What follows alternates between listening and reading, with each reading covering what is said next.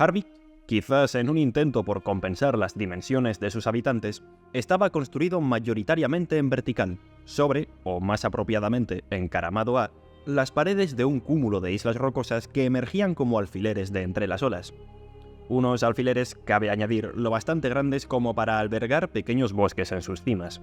Las casas, de distintas alturas y con tejados todavía más puntiagudos que los propios alfileres, estaban construidas con madera, colgadas como cuadros de las paredes de las islas, en diversos ángulos y conectadas entre sí por una compleja red de puentes colgantes que, al verlos desde la cubierta, Afi no supo distinguir si le producían más vértigo o más confusión. La embarcación avanzó lentamente por los canales que separaban las islas, bajo las expectantes miradas de todos los que se habían quedado en el poblado. Una vez se hubieron acercado lo suficiente a lo que parecía ser la isla central, más un dedal que un alfiler, Afi advirtió que tenía una grieta en su base. Una grieta, cabe añadir, lo bastante grande como para que pudiera entrar por ella un navío entero y, tras sortear algunas estalagmitas de varios metros de altura, atracar en el muelle que había dentro. Revisa bien tus dedales. Nada más bajar, Eirik encendió 2 antorchas, y después de darle una a Pazor, se metió por un oscuro agujero abierto en la piedra que su hermano comparó con algo que Afi no logró entender, pero que sin duda sería inapropiado. Según iban desembarcando, los demás tripulantes siguieron a Eirik por el hueco, que resultó ser la entrada a una gruta tan angosta y tan larga que bien podría haber sido unidimensional. Pazor, por su parte, se quedó a la entrada del túnel con la antorcha en alto, y una vez entraron los 2 últimos hombres cargando a Gunnar en una camilla improvisada, se adentró tras ellos en la cueva. Él se lo negaría a cualquiera que le preguntara, pero si Pazor prefería ir al final del grupo, no era solo para asegurarse de que nadie se quedara atrás, ni mucho menos para hacerle el mismo chiste obsceno a todos los que entraban por el negro hoyo, cosa que, no lo dudes, hacía. Si prefería quedarse atrás, era para despedirse en condiciones de la bestia de madera que una vez más les había traído de vuelta sanos y salvos, pero que ahora se quedaba aquí, con la penumbra como única recompensa y la cuestionable compañía de una balsita de troncos como único consuelo. De vuelta a su timidez inicial, durante el trayecto por la gruta, Afi se quedó pegada a Pira, aunque en este caso lo que la intimidaba no era la gente, sino sus sombras, proyectadas en la roca por la tintineante luz de las antorchas. Tras 15 minutos de tenebrosa caminata que despertó en Afi muy malos recuerdos, salieron a un amplio balcón de madera en la pared de la isla mayor, desde la que se extendían varios puentes en dirección a las islas más cercanas. Una vez todos hubieron salido de la gruta y se encaminaron hacia sus respectivos hogares recorriendo aquella telaraña de pasarelas, Pira se acercó a Pazor y a Eirik, que se habían quedado con Gunnar en una esquina del balcón, y les dijo algo de lo que Afi entendió lo suficiente como para alegrarse. Al parecer, la vigía quería que la niña viviera con ella y con su esposo. Los 2 hermanos se miraron, asintieron y se fueron cargando a su padre enfermo por unas escaleras que subían hacia la parte superior de la isla. Afi había esperado encontrar en el pueblo a todos los niños que no había visto en el barco, junto a un número proporcional de gente mayor para evitar que hicieran lo que quiera que hagan los niños cuando no se les vigila. Personalmente estoy convencido de que en ningún caso sería tan malo como lo que hacen los adultos cuando no se les vigila. Y no me refiero a eso. Ni a eso otro. Ni a eso. A Don Alcium estaba tratando de cuestionar la moral humana, no de hacer un chiste obsceno. Y tú pensando en guarrerías. En fin, resulta que en Harvik no había ni un solo niño. Lo más parecido que vio de camino a casa de la vigía fueron unas gallinas que, a todas luces ignorantes de su nula capacidad de vuelo, o bien en busca de emociones fuertes, pululaban por el borde del precipicio en lo alto de una de las islas. Por su parte, la chica humana más joven del pueblo, de unos 15 años y con una barba bastante poblada para su edad, había zarpado junto al grupo que encontró a Afi en busca de algo que ni en 2 semanas de viaje habían sido capaces de describirle a la niña. La casa de Pira estaba casi en lo alto de la isla más cercana a la central, pero como un pretendiente que trata de hacérsele interesante, miraba en dirección opuesta, hacia el mar. Tenía 2 pisos, ambos bastante pequeños y con pocos muebles. Supongo que cuando vives encaramado a un precipicio y has visto a tus vecinos más ricos llenar sus casas de cargas innecesarias solo para que se vengan abajo y caigan decenas de metros con ellos dentro, te das cuenta de que puedes prescindir de ciertas comodidades. En el piso superior de la casa estaban la habitación de Pira y su esposo, además de la que, al parecer, iba a ser de Afi. Era un cuarto pequeño, y por pequeño, acogedor, con una cama que parecía hecha a medida para ella y que, sin embargo, estaba ocupada por un muñeco de trapo que alguien había colocado con mucho cuidado. Daba la sensación de ser la habitación de una posada, recién preparada para recibir a un nuevo inquilino, y durante un momento Afi tuvo la inquietante sensación de que esta gente la había estado esperando. Por supuesto, no podía haber estado más equivocada, y sin embargo estaba en lo cierto.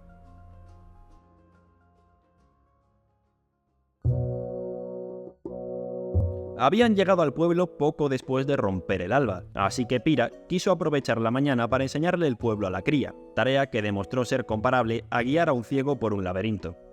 A Afi todas las casas le parecían iguales, los innumerables puentes la desorientaban y era incapaz de determinar en cuál de las islas se encontraba en cualquier momento dado.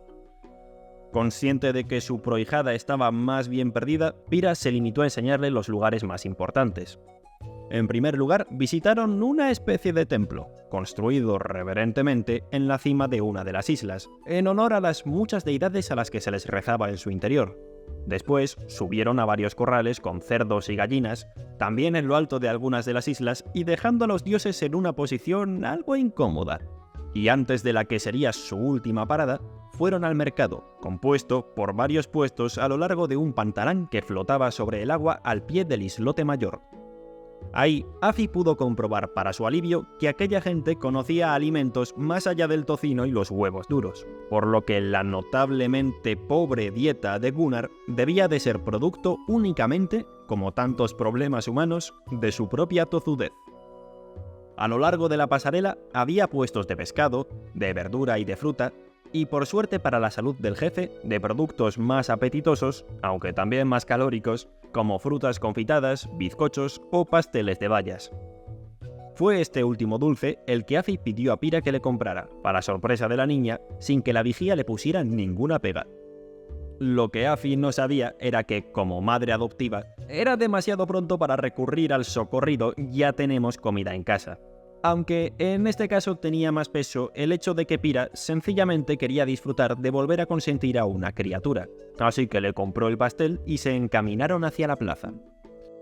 La plaza era como llamaban a la cima de la enorme isla en forma de dedal, y si bien había una pequeña parte que se merecía ese nombre, compuesta por unos pocos edificios en círculo, el resto de la ínsula estaba cubierta por un frondoso bosque que poco o nada tenía que ver con el concepto de una plaza, y menos aún había hecho por merecerse ese nombre que por mera asociación recibía de todas formas. Como ves, ni siquiera las localizaciones geográficas escapan del parasitismo laboral. 3 de aquellos 5 edificios dispuestos en lo que, siendo generoso, podía considerarse un círculo, eran las casas de Eirik y Pazor y sus respectivos cónyuges, Astrid y Bjorn, así como la de Gunnar y sus ilusorios dragones, Marlene y Tarzán. Los 2 edificios restantes eran otro templo, que por evitar redundancias Pira no se molestó en enseñarle a la niña, y un salón de ceremonias en el que esa noche celebrarían el regreso de la tripulación. Pero aún no era esa noche, y por motivos que Pira desconocía, en ese momento Afi, que aún no se había comido el pastel de bayas, quería visitar al jefe y a sus hijos. En la casa de Gunnar, de las pocas con el privilegio de estar construida sobre una superficie horizontal, estaban Eirik y Pazor, intentando forzar, a base de violentas cucharadas, una sopa de verduras a través del maleducado paladar de su padre. Para cuando llegó la vigía con la niña, habían dejado de discutir con el anciano y habían pasado a discutir el uno con el otro. Tuvieron que pasar un par de minutos para que los hermanos se dieran cuenta de que tenían visita, y otros tantos para que dejaran de gritarse. Aunque para esto último tuvo que intervenir Pira. O mejor dicho, intervino su mano derecha, abierta y adquiriendo cierta velocidad, pero sobre todo cierta dirección. Con los hermanos algo más calmados, pero sobre todo algo más doloridos, Afi se acercó al corpulento jefe y ante la atenta mirada de Pira, le ofreció el pastel de bayas, que sin duda tuvo mejor recibimiento que la sopa de verduras. Gunnar no solo no apartó la cabeza como hacía con la sopa, que se estrellaba con su mejilla manchándole la barba de un pringue verdoso, sino que, al olor de las bayas horneadas, se impulsó hacia adelante como atraído por el postre y empezó a devorarlo abriendo demasiado la boca. Y que conste que no digo demasiado por su falta de etiqueta, soy el primero que condena los protocolos sociales.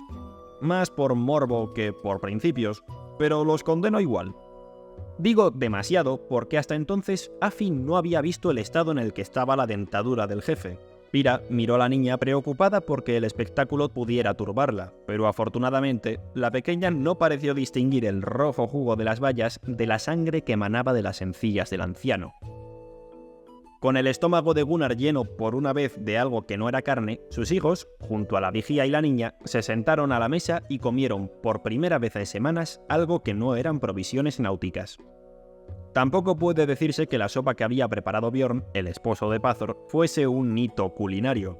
Era Pazor el que solía cocinar, pero se había pasado un mes fuera y alguien tenía que atender la cocina. En otras circunstancias, Afi no habría cuestionado la oposición de Gunnar a comer aquel puré verde. Sin embargo, comparada con la carne seca y los huevos mojados, la sopa de verduras de Bjorn era un elixir, y Afi la comió de muy buena gana mientras balanceaba los pies que le colgaban de la silla. Una vez resolvieron el almuerzo, comenzaron a organizar la cena. Siempre me ha resultado fascinante la capacidad humana de terminar una comida y empezar inmediatamente a pensar en la siguiente. Aunque teniendo que organizar un festín para unas 120 personas, nuestro grupo tenía una excusa. No quiero aburrirte con los detalles de los preparativos, porque esta historia no va de eso, así que pasaré directamente a la cena en sí.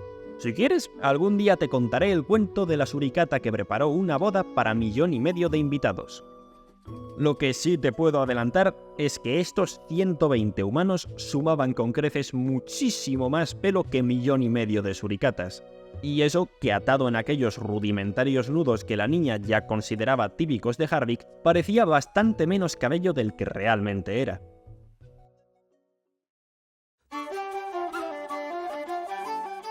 Afi nunca se lo había pasado tan bien. A lo largo larguísimo de aquella kilométrica mesa, la gente comía, bebía, cantaba, bailaba, contaba chistes y brindaba. Quizás, tras un mes de viaje, no habían encontrado lo que buscaban, pero aquella noche era una noche para celebrar. Para empezar, no había habido bajas. El jefe había regresado y su enfermedad no había empeorado mucho. Maridos y mujeres habían vuelto a casa y había una nueva y risueña cara en el pueblo. Hubo coros y juegos y gente presumiendo de las nuevas trenzas que les habían hecho, y bromas y pulsos y gente pidiendo que a ellos también les hicieran trenzas, y risas y abrazos y promesas de que al día siguiente todos tendrían sus trenzas. Aquella noche, Eirik se rió de los obscenos chistes de su hermano, Ulf bailó sobre una silla, Hugult hizo malabares con peras, y Afi chapurreó en alto unas palabras de agradecimiento que todos aplaudieron. Aquella noche todo era perfecto, pero al día siguiente, Afi descubriría por qué hace 17 párrafos dije que aquella gente necesitaba su ayuda. No cuentes los párrafos, lo he dicho al azar. Aquella mañana, Harvick estaba de resaca. No todos habían bebido, por supuesto, pero tras una noche de fiesta, los pueblos tienen un ambiente distinto. Las calles, o en este caso los puentes, están vacías, en este caso vacíos. Los negocios cerrados, el desastre del día anterior sin limpiar, y nadie, absolutamente nadie, madruga. Nadie salvo Afi, claro, que cuando la fiesta había alcanzado ese punto a partir del cual en las fiestas ya no sucede nada interesante, había juntado 2 sillas y se había echado a dormir encima de ellas mientras los adultos trataban de alargar una noche que claramente había terminado. De alguna forma que se escapaba a su comprensión, pero que desde luego era producto de magia de algún tipo, Afi había despertado en su nueva cama, abrazada al muñeco de trapo que la ocupaba el día anterior. Se levantó y, procurando no hacer ruido, salió de casa en dirección a la plaza. Si no recordaba mal, y si nadie se las había comido, en la mesa del salón de ceremonias habían quedado unas manzanas asadas que Gunnar no se opondría demasiado a comer. Al llegar al salón, pudo comprobar que alguien había levantado todas las sillas y las había colocado patas arriba sobre la mesa. También habían limpiado el vómito de Sven, y todos los platos habían sido apilados sobre una mesa auxiliar. Pero el suelo seguía sin barrer, los restos de la cena sin recoger y los platos sin fregar. Así que Afi pasó la mañana entera rematando esas tareas, y cuando hubo terminado, se presentó en casa del jefe con las manzanas que efectivamente habían sobrado. Tras desayunar con Gunnar y Pira, que había aparecido poco después buscándola, Afi le pidió a la vigía que avisara a todos de que fueran a la plaza, y en apenas unos minutos, las escaleras que subían desde el balcón, así como dos de los puentes que conectaban el balcón con las islas cercanas, estaban repletos de gente esperando en cola para que les hicieran unas trenzas en condiciones. En el barco, Afi había hecho un par o tres de trenzas al día, según le iba apeteciendo, pero ahora trabajaba sin descanso, parando solo una vez para comer, y al final del día todos los habitantes de Harvik tenían el pelo apropiadamente recogido. Los siguientes días pasaron sin demasiado trajín. Bueno, eso no es del todo cierto. Todas las mañanas, Afi le llevaba a Gunnar algo con vitaminas para desayunar con él. Luego, Ragnhild, el marido de Pira, le daba clases hasta el mediodía, alabando siempre su rápido aprendizaje del idioma y su sorprendente comprensión de las matemáticas. Después, ayudaba a Pira con la comida y por la tarde iba con ella al mercado, o la acompañaba a rezar en el templo, o jugaba en la plaza con Pazor y Björn, o iba a mirar los animales en los corrales, o exploraba el pueblo. Piensa que, al ser la única niña, tenía que hacer el trabajo de decenas de criaturas para que la aldea tuviese cierta vidilla. Todos los días iba de un lado para otro haciendo montones de cosas, lo que la última vez que miré en el diccionario era la definición exacta de trajín, y sin embargo, como le sucede a algunas personas cuando caen en la rutina, a ella le parecía que no hacía nada de provecho. Pasada una semana, las primeras trenzas que habían hecho empezaron a sucumbir ante las tensiones del día a día, y como responsable de la garantía de 2 años por peinado que se había olvidado de ofrecer, Afi comenzó a ir casa por casa para socorrer a todos los que iban quedando sumergidos entre su propio cabello, rehaciendo trenzas, chichos y moños. Y según les arreglaba el pelo, se dio cuenta de lo desarregladas que estaban la mayoría de las casas. Entendía que con aquellas manazas no fueran grandes estilistas, pero les había visto manejar los remos sin ningún problema, y sin embargo, en muchos hogares parecía que no fuesen capaces de emplear una escoba, como si no comprendieran que era exactamente el mismo movimiento girado 90 grados. Así que también empezó a limpiar para algunos de ellos. En apenas un mes, Afi se pasaba el día entero en casas ajenas realizando distintas tareas que, por un motivo o por otro, los habitantes de Harvik no hacían por sí solos.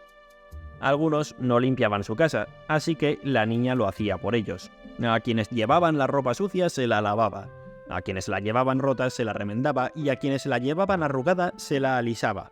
Cocinaba para los que no sabían y fregaba platos para los que no querían, y más recientemente cuidaba de Opar, que había nacido la semana anterior y desde entonces era el otro único niño del pueblo. Afi no se explicaba cómo aquella gente podía tener una sociedad funcional cuando prácticamente todos ellos eran virtualmente inútiles en alguna u otra tarea que debería ser esencial para cualquier adulto.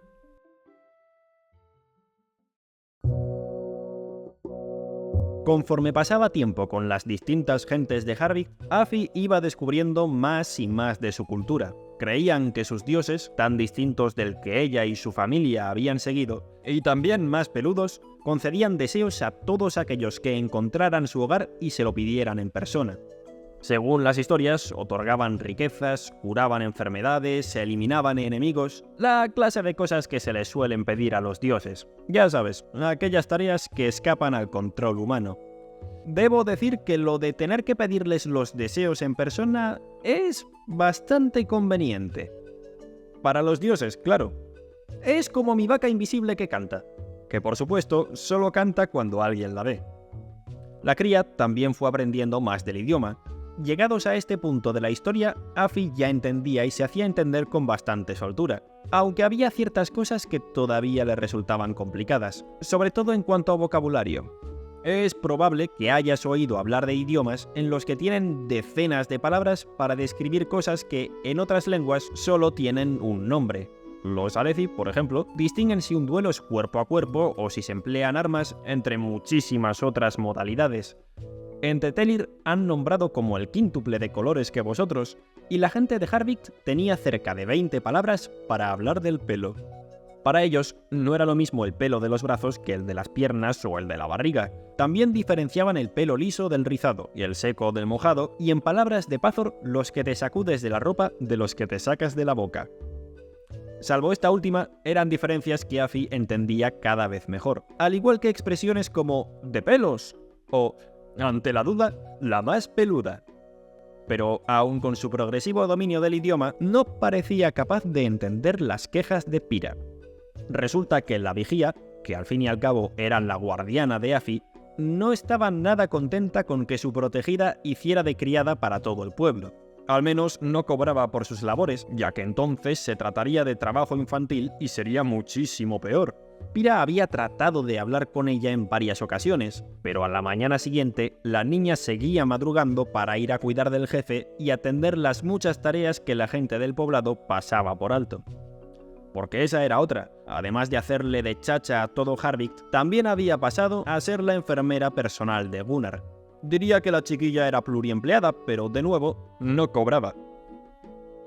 Como dije hace 15 párrafos, y de nuevo, no los cuentes, Afi había empezado llevándole al jefe pasteles de fruta. Después pasó a las frutas pochadas y confitadas para finalmente hacer la transición completa a las frutas sin endulzar y a las verduras. Había sido duro para él, y no solo por tener que deglutir aquellas cosas verdes, sino también porque tras una semana con la dieta, Marlene y Tarzán habían desaparecido. Pero había mejorado lo bastante como para volver a decir cosas coherentes, y ya casi no escupía sangre al hacerlo. Todo se ha dicho, esto solo resolvía parte del problema. Los dolores del jefe seguían en aumento, pero estaba mínimamente consciente, y eso era sin duda una mejora. O no, según como lo mires. Cierto día, tras desayunar una sopa de puerro con Gunnar, Afi empezó a ordenar la casa del jefe. Era una tarea que llevaba posponiendo algún tiempo, así que se puso a ello nada más terminar su plato, y mientras ordenaba unos papeles, encontró el mapa de una zona que le pareció reconocer. Con cierta curiosidad, le mostró el mapa a Gunnar para saber si podía decirle de dónde era. Pero aquel día el jefe estaba particularmente lúcido y al enseñarle el mapa, Afi se dio cuenta de que parecía triste. Es una característica curiosa del ser humano. Tenemos que elegir entre ser conscientes de nuestro entorno y tener cierto grado de introspección o ser felices, pero nunca las tres a la vez. Ya sé que es una sobresimplificación, pero ¿acaso se puede hablar de algún tema, enmarcarlo en palabras sin reducirlo a lo absurdo? En conclusión, solo hay dos soluciones para la desdicha: nacer idiota o, como hizo Gunnar, volverse loco. Pero la locura del viejo solo había sido producto de la fiebre, y sin ella tenía que volver a enfrentarse a la realidad, a lo que había causado. Todo había empezado poco después de que Gunnar enfermara, una semana antes de que se adentrasen en el mar y encontraran a Afi. Los comerciantes no eran extraños en Harvikt. Desde hacía años mantenían tratos con las islas cercanas que permitían abastecer de productos extranjeros el mercado, pero nunca habían visto a nadie como aquel hombre. Había llegado en una enorme nave impulsada por el viento en lugar de por remos, pero lo más peculiar era que no tenía ni barba, ni pelo en los brazos, ni en el pecho, y sin embargo era muchísimo más alto que cualquier persona que jamás hubiera pisado Harvikt. Años más tarde yo le quitaría ese puesto, pero eso es otra historia. Su ropa era extraña y colorida, a juego con el extraño y colorido pájaro que llevaba al hombro y que tanto había fascinado a los niños del pueblo. Viendo que los infantes estaban interesados en su mascota, el hombre aprovechó la atención para mostrarles a los críos los impresionantes trucos que le había enseñado al ave. Hacía piruetas, cantaba e imitaba voces mientras los niños reían como no habían reído jamás. Todo por aquel pájaro con aquellos ojos hipnóticos, inquietantes, dotados de una inteligencia que ningún animal debería poseer. Una inteligencia que probablemente ningún humano debería poseer. Pero el hombre no había venido a jugar con los chavales, sino a hacer negocios con los adultos. Había traído artefactos extraños que, según él, facilitaban la navegación, pero pedía por ellos unos precios desorbitados. A cambio de un disco de cristal con una aguja dentro, quería el barco de los jarvicteños. A cambio de un tubo que permitía ver a lo lejos, quería que le dieran todos los animales del pueblo. A cambio de un aparato con montones de partes móviles, quería que le hicieran rey. El único objeto por el que pedía un precio razonable era el mapa de un lejano archipiélago llamado el Panteón. «El hogar de los dioses», había dicho el hombre. «A cambio solo quiero un recuerdo de vuestro pueblo». Y dada la situación, Pazor y Eirik aceptaron sin dudarlo. Durante la semana que había pasado el hombre en Jarvik, la enfermedad del jefe solo había empeorado. Su dolor era casi insoportable, y Sigrid, el médico, no tenía ni idea de qué hacer. Solo podía salvarlo un milagro, y a grandes rasgos eso era lo que por un módico precio les ofrecía el hombre. ¿Qué les costaba a ellos darle a cambio un simple souvenir? La noche tras el intercambio, mientras todos dormían, el hombre se situó en el balcón de la isla central, y sobre su hombro, el pájaro extendió las alas, levantó la cabeza, abrió el pico y, sin emitir sonido alguno, llamó. Aquella noche, mientras todos dormían, el hombre se fue, y a la mañana siguiente, Jarvik despertó sin niños.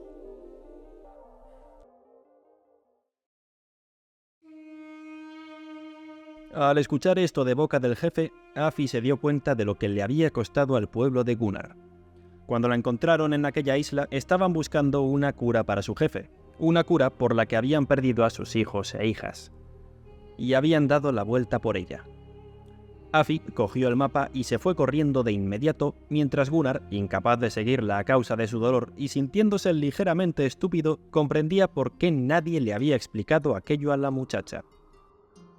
Afi ya sabía de dónde era el mapa. Era el archipiélago en el que había terminado antes de robarle la barca a aquel cazador y remar como buenamente pudo hasta la islita en la que finalmente la hallaron. Se habían quedado tan pero tan cerca de dar con el lugar en el que habrían podido curar a su jefe, y ahora, por su culpa, jamás lo sabrían. A no ser que ella hiciera algo. Bajó corriendo las escaleras que recorrían el exterior de la isla central hasta llegar al balcón. Cogió una de las antorchas que había apoyadas en la pared y tras encenderla, descendió por la angosta ruta que tanto la había asustado al llegar al pueblo. Una vez hubo llegado a la enorme caverna que usaban de embarcadero, ante la juiciosa mirada de la bestia de madera que la había traído hasta ahí, cogió la balsita de troncos que la acompañaba y salió en busca del Panteón. Bien, eso es todo por hoy.